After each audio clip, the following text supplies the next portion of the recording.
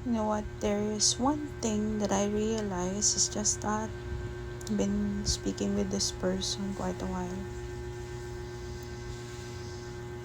Tapos, sabi ko, pagka gulong-gulo ako, gusto ko siya kausapin kasi nga, lalo na kapag halimbawa, bored ako. Hindi naman bored, parang dapat ready ako pagkakausapin ko siya. It's like, kasi siya, hindi siya madali kausap, ganun. So, in order for me to have this conversation with this person, dapat ready ako sa criticism, ready ako ready ako tanggapin lahat ng mga harsh words galing sa kanya. Naisip ko kasi, sabi ko, kasi mukha namang maraming alam to, bida-bida kasi to. So, iniisip ko na baka truthful yung mga sasabihin niya, baka it will help me, kasi baka kung more related kami, ganyan, or he know me, alam niya na, already, parang ganun. Kaso, I realized, I just wasted my time talking to the person, especially kapag nasa very vulnerable state ako.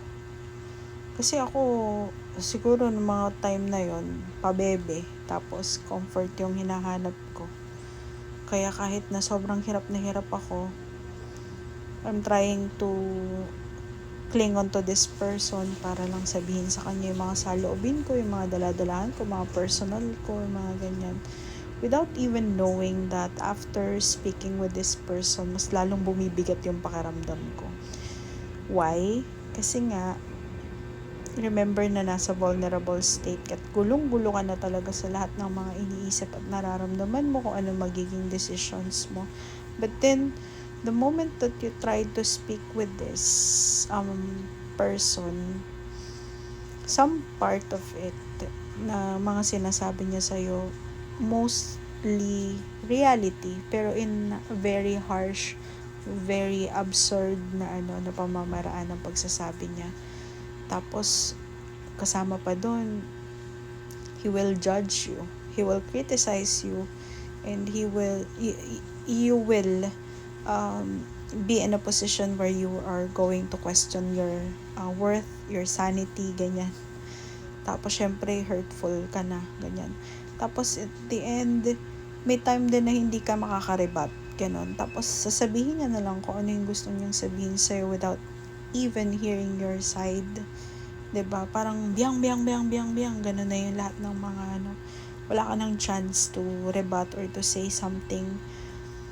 Minsan mamamali na yung mga nangyayari, parang ganun. So, wait lang muna, parang I'm here to say something. Tapos ang sasabihin niya sa'yo pagka kinontra mo yun, halimbawa meron ka, sasabihin niya, next time, don't ask me or wag kang humingi ng tulong. Parang ganun. Kasi nga daw, kung kukontra ka rin lang naman.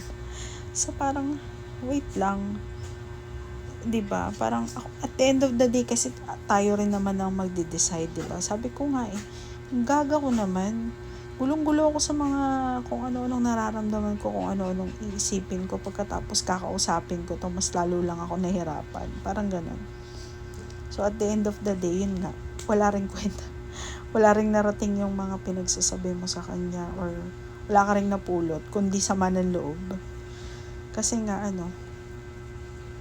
nadagdagan pa, di ba? Parang, wala akong kwenta, ganun.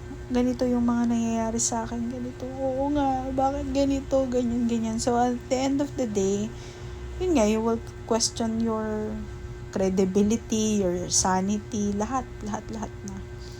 Sabi ko nga bobo ko sa pagkakataon na yun.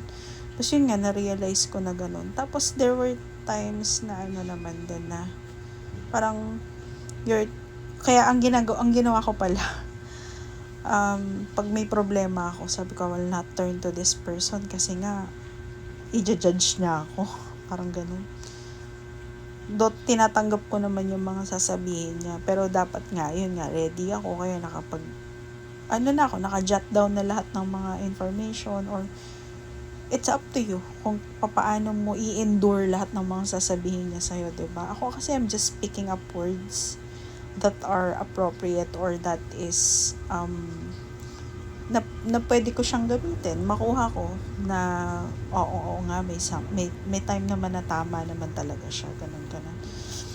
Pero most of the time yun nga, if you're not ready na makarinig ka ng kung ano-ano, 'di ba? You will take it personally, lalo na sa mga naranasan ko kapag kausap ko siya.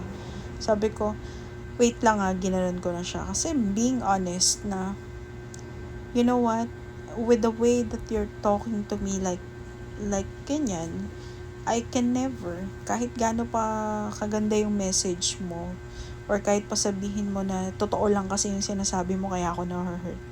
No. Yung totoong sasabihin mo is okay for me to accept. But the thing is, if you are not really showing empathy or showing some compassion, 'di ba? Dun sa kasama ng mga pinagsasasabihin mo, I cannot I'll rather not to listen to you or just pick up some words na possible, na applicable dun sa sitwasyon ko. Pero yung pag-judge, ima-minus ko na yun. So, well, anyway, it's just a waste of time, di ba? Sabi ko, hindi na siya two-way conversation. It's just, parang, sige, blah, blah, blah, blah, blah. Iba-blast ka na niya. Parang ganun. So, yun nga, hindi na ako masyado nakipag-usap about anything na ganon, lalo na kapag nasa state ako ng kasi wala talaga akong ma-absorb, magsasama lang yung loob ko, ganon. Tapos the thing is, kapag halimbawa humingi ka sa kanya na advices, meron siyang nasabi sa'yo, tapos questionin mo na siya, or like for some instance, like halimbawa meron kang sinabi, parang hindi kasi nawawala sa kanya yun parang hindi siya nagpapatalo, masyado siyang competitive. Masyado siyang ganun.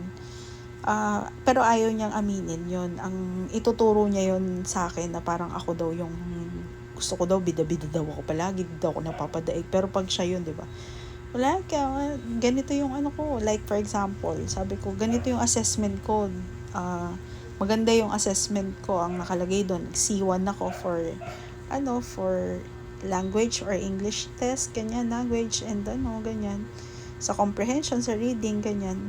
Pwede ko pala maging writer. Tapos nung sinabi ko niya, yes, writer kasi ako nung elementary tsaka ng high school ako, ganito, ganyan. Kasi nga, di ba, ganito ako, sa journalism ako, ganito, tapos ganito yung interest ko.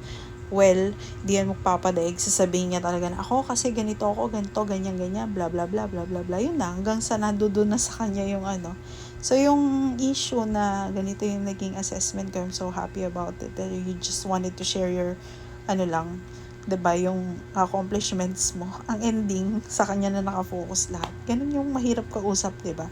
Tapos, ako pa yung sasabihin na mahirap daw akong kausap. Come on!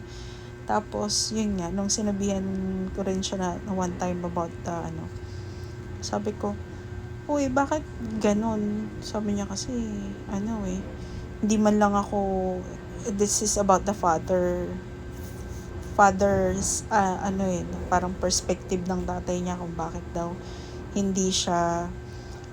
daw ayaw siyang utusan kahit daw nagbabantay siya sa ospital and all. Kasi daw ang iniisip daw ng tatay niya is tamad siya kahit nandoon siya, hindi man siya hinaanuhan kasi nandoon lang siya, sabi niya ganun. Pero ang iniisip ng tatay niya parang ang mahirap siyang utusan. Sabi ko, inassure mo ba yung tatay mo na kausapin na sabihin sa'yo or anything na kahit na maitutulong mo, ganun. Alam naman niya yun Sabi ko, hindi enough yun na sasabihin na nakikita ka lang niya. Syempre may sakit siya. So if ever, you have to assure the person that you're going to stay there. So if anything na may kailangan siya, don't hesitate to ask for help, 'di ba? Na you'll be there, 'di ba? Alam mo, nagalit siya.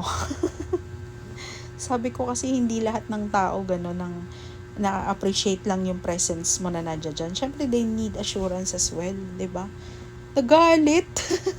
Pagka siya na galit, ayaw na niyang kumbaga ayaw kong kausap yung gano'n. Pagka yung tungkol na sa kanya, nagbaba